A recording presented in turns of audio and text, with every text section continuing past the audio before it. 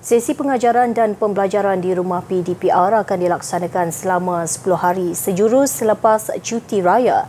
Menurut Menteri Kanan Pendidikan Datuk Dr. Razi Jidin, kerana itu, sesi persekolahan secara bersemuka akan diadakan semula selepas cuti penggal pada 12 atau 13 Jun depan mengikut kumpulan sekolah.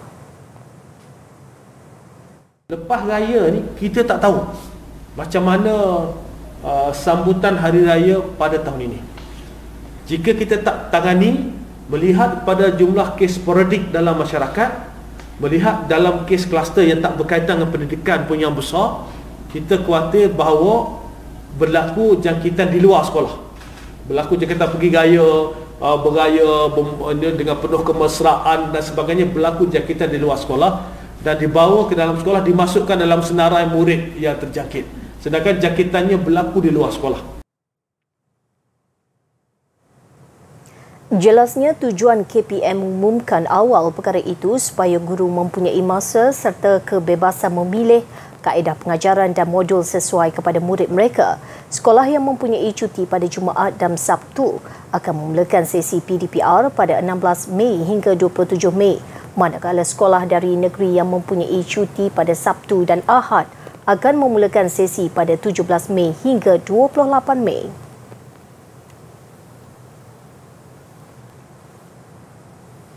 Menurut Datuk Dr. Razi, Kementerian Komited Sekolah akan terus dibuka dalam keadaan selamat kecuali mendapat nasihat penutupannya oleh Kementerian Kesihatan dan Majlis Keselamatan Negara. Apa jua keputusan pihaknya, ia mengambil kira keperluan hampir 5 juta murid dan hampir 500,000 guru, membabitkan 10,000 sekolah termasuk kolej matrikulasi dan institut pendidikan guru. Dan jika kita lihat bahawa di sekolah ini juga tempat di mana anak-anak ini express themselves, bukan saja pada guru-guru tetapi pada kawan-kawan.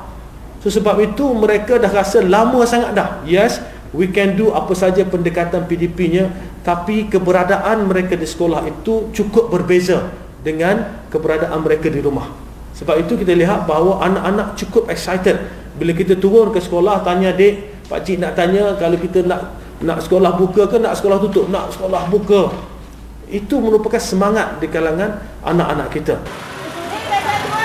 Ujarnya sejak sekolah dibuka pada Mac lalu, perata kehadiran murid mencapai 90.26% berbanding 85% sebelum pandemik COVID-19 melanda negara.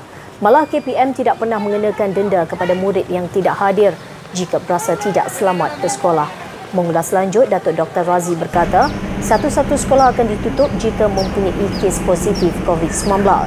Sekolah akan melaporkan kes kepada Jabatan Pendidikan Negeri dan Pejabat Pendidikan Daerah serta-merta. JPN seterusnya mengeluarkan surat arahan penutupan sekolah sekurang-kurangnya 2 hari.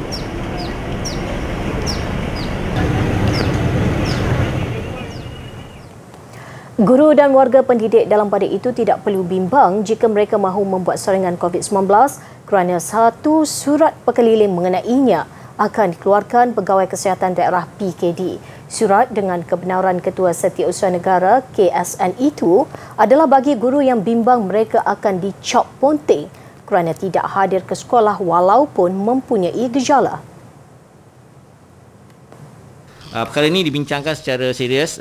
Kebanyakan aduan yang kita dapat ialah guru-guru yang bergejala ini bimbang bila tak sekolah dia akan direkodkan sebagai ponting lah, sebagai tak sekolah.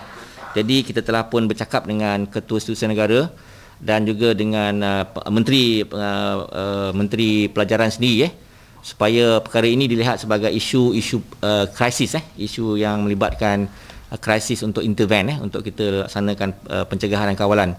Jadi mereka hanya perlu memberitahu maklum kepada PKD. Yang penting PKD ada pemakluman dan kita boleh bantu mengeluarkan surat-surat pengesahan. Bukan MC lah, maknanya MC itu bila mereka sah sebagai pesakit COVID. Bagi pelajar yang mempunyai gejala, mereka perlu melampirkan surat kepada pihak sekolah Datuk Seri Dr. Adham turut menasihatkan mereka tidak hadir ke sekolah bagi mengelak penularan COVID-19. Ia berikutan KKM mengesan terdapat kes jangkitan daripada ibu bapa kepada murid. Turut tidak dibenarkan ke sekolah murid yang mempunyai ahli keluarga yang sedang dikuarantin dan menunggu keputusan COVID-19.